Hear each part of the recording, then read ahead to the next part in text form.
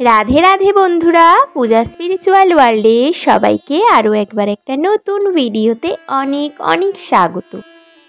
আশা করছি রাধা মাধবের কৃপায় সকলে খুব ভালো আছো। তো রাধা মাধব যখন আমাদের সাথেই আছেন, চিন্তা কিসের? তার চরণে সম্পূর্ণ সমর্পিত হয়ে যাও। দেখবে হাসি মুখে এই জীবন যুদ্ধে এগিয়ে চলা কতটা সহজ মনে হবে। আজ আমরা সবাই মিলে জানব গীতার 18টি নামের মাহাত্ম্য কী। গীতার 18টি নামের মাহাত্ম্যটা আমরা সবাই জানব। তো জানতে হলে অবশ্যই সাথে থাকতে হবে।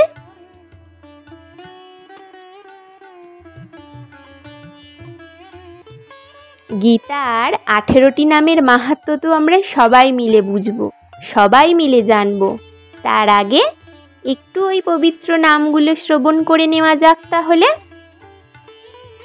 গঙ্গা, গীতা, সাবিত্রী, সীতা, সত্যা, পতিব্রতা, ব্রহ্মাবলী, ব্রহ্মবিদ্যা, ত্রিসন্ধ্যা, মুক্তিগেহিনী, অর্ধমাত্রা, চিদানন্দা, ভবগ্নি, ভ্রান্তিনাশিনী, বেদত্রয়ী, পরানন্দা, তত্ত্বার্থ এবং সর্বশেষ তত্ত্বার্থ জ্ঞান মঞ্জুরি।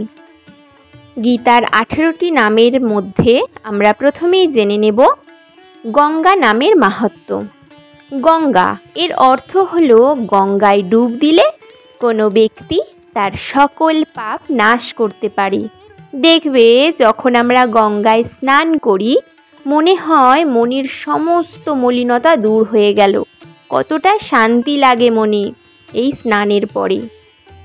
তাই সবার প্রথমে গঙ্গা নাম নেওয়া হয়। সেই জন্যই তো গীতার আরেক নাম গঙ্গা বলা হয়েছে। পরবর্তী পবিত্র নাম হলো গীতা। যে ব্যক্তি গীতা পাঠ করেন সেই মুহূর্তে তার সকল প্রকার পাপ নাশ হয়। তাই এখানে গীতার কথা বলা হয়েছে। এই গীতা পাঠের ফলে আমাদের দেহ মন সব কিছুই পবিত্র হয়। যে ব্যক্তি গীতা পাঠ করেন তার জ্ঞান বুদ্ধি এবং মনের সমস্ত মলিনতা দূর হয়। পরবর্তী পবিত্র নাম হলো সাবিত্রী। তিনি এতটাই সতী ছিলেন যে তার মৃত স্বামীর প্রাণ ফিরিয়ে এনেছিলেন। তিনি এতটাই পবিত্র ছিলেন, মৃত্যুকে হারিয়ে তিনি মৃত স্বামীর প্রাণ ফিরিয়ে এনেছিলেন। তাই এখানে সাবিত্রীর কথা বলা হয়েছে। সেই জন্যই তো গীতার আরেক নাম সাবিত্রী বলা হয়েছে। পরবর্তী পবিত্র নাম হলো সীতা। ভগবান রামের স্ত্রী মাতা সীতা এতটাই পবিত্র ছিলেন যে রাবণ শত চেষ্টার পরেও তা নষ্ট করতে পারেননি। তাই সীতা নাম মহাপবিত্র। অসুর দানব পাপী যেই স্পর্শ করুক না কেন, গীতা কখনোই অপবিত্র হবে না। যেই স্থানে গীতা থাকে সেই স্থানই পবিত্র। তাই গীতার পবিত্রতা কেউ নষ্ট করতে পারবে না। সেই জন্যই তো গীতার আরেক নাম সীতা বলা হয়েছে। পরবর্তী পবিত্র নাম হলো সত্যা। সত্যা বলতে আমাদের আত্মার কথা বলা হয়েছে। আত্মা যেমন অমর, গীতার বাণীও তেমন অমর। আত্মা অবিনাশী, তার কোনো নাশ নেই। তেমনি গীতার জ্ঞানও অমর। একটি শুদ্ধ এবং পবিত্র আত্মাই পারে ভগবানের সাথে বিলীন হতে। সেই জন্যই এখানে গীতার আরেক নাম সত্যা বলা হয়েছে। পরবর্তী পবিত্র নাম পতিব্রতা। পতিব্রতা বলতে বোঝানো হয়েছে ভগবানের প্রতি আনুগত্য থাকা। পতি অর্থাৎ স্বামী, ব্রতা অর্থাৎ ভালোবাসার পাত্র। একমাত্র ভগবান সকলের পতি, আর আমরা সকলেই তার পত্নী। সেই জন্যই তো গীতার আরেক নাম পতিব্রতা। পরবর্তী পবিত্র নাম ব্রহ্মাবলী। ব্রহ্ম শক্তি থেকে নির্গত শক্তিকে বলা হয় ব্রহ্মাবলী। যে শক্তির বিনাশ নেই। সেই জন্যই তো গীতার আরেক নাম ব্রহ্মাবলী। পরবর্তী পবিত্র নাম হলো ব্রহ্মবিদ্যা। ব্রহ্মবিদ্যাকে আমরা ব্রহ্মাবলীর অনুরূপও বলতে পারি। অর্থাৎ গীতা আমাদেরকে পর ব্রহ্মের জ্ঞান প্রদান করেন, তাই গীতার আরেক নাম হয়েছে ব্রহ্মবিদ্যা। পরবর্তী পবিত্র নাম হলো ত্রিসন্ধ্যা। ত্রিসন্ধ্যা মানে হলো 3 কালের সমষ্টি: ইহকাল, বর্তমানকাল ও পরকাল। পরবর্তী পবিত্র নাম হলো মুক্তিগেহিনী। গীতা পাঠ করলেই মুক্তি পাওয়া সম্ভব।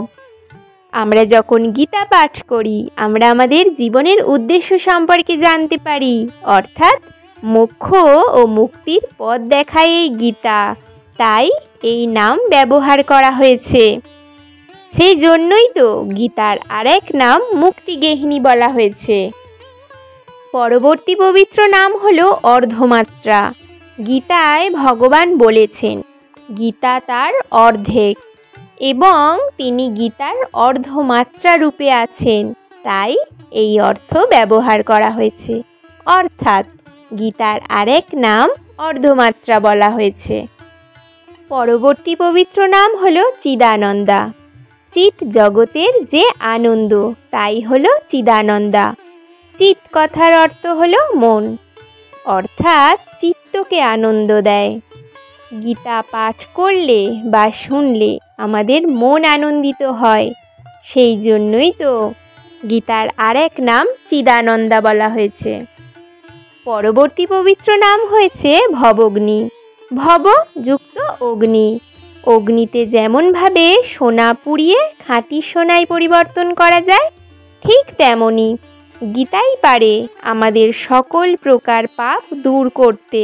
সকল প্রকার দুঃখ দুর্দশা থেকে নিস্তার পাওয়া যায় এই গীতা পাঠের মাধ্যমে, তাই গীতার আরেক নাম হয়েছে ভবগ্নি। পরবর্তী পবিত্র নাম ভ্রান্তিনাশিনী। আমরা আমাদের চারপাশের জিনিস দেখে বিভ্রান্ত হই, আর একমাত্র গীতাই পারে আমাদের এই ভ্রান্তি নাশ করতে। অন্ধকার থেকে আলোর পথে এগোতে সাহায্য করে গীতা। গীতা পাঠের ফলে আমাদের সকল প্রকার ভ্রান্তি নাশ হয়, সেই জন্যই তো গীতার আরেক নাম ভ্রান্তিনাশিনী। পরবর্তী পবিত্র নাম হলো বেদত্রয়ী। ত্রিদেবের সমন্বয়ে গঠিত শক্তি হলো বেদত্রয়ী, তাই গীতার আরেক নাম বেদত্রয়ী বলা হয়েছে। পরবর্তী পবিত্র নাম হলো পরানন্দা। অপরের দোষ না দেখে তার ভালো দিক দেখার মধ্যে যে আনন্দ, গীতায় তার কথাই বলা হয়েছে। গীতা পাঠ করার ফলে আমাদের মধ্যে বিবেক জাগ্রত হবে, সেই জন্যই তো গীতার আরেক নাম পরানন্দা। পরবর্তী পবিত্র নাম হলো তত্ত্বার্থ। সকল প্রকার শাস্ত্রে যে তত্ত্বের আলোচনা করা হয়েছে তার সরলার্থ হলো এই গীতা, তাই গীতাকে তত্ত্বার্থ বলা হয়েছে।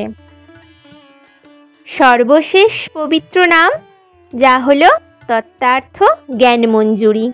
গীতা পৃথিবীর সকল জ্ঞান তথা বিজ্ঞানের আধার, তাই একে জ্ঞানমঞ্জুরি বলা হয়েছে। অর্থাৎ গীতা হলো জ্ঞানের ভাণ্ডার।